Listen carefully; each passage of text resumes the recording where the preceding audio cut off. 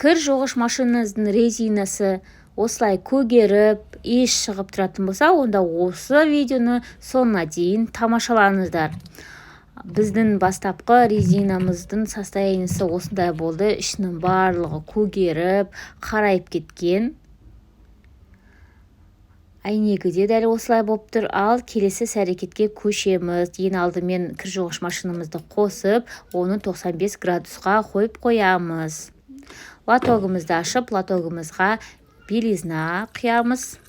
Көз мөлшермен құйдым. Келесі уксусты құйдым.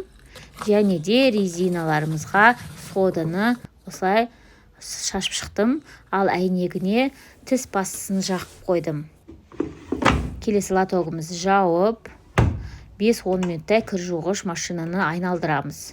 Шамамен 5-10 минут өткеннен кейін сөндіріп, қайтадан лотогымызды ашып, көп мөлшерде су құямыз. Мен шамамен 3-4 немесе 5 литрдей су құйдым.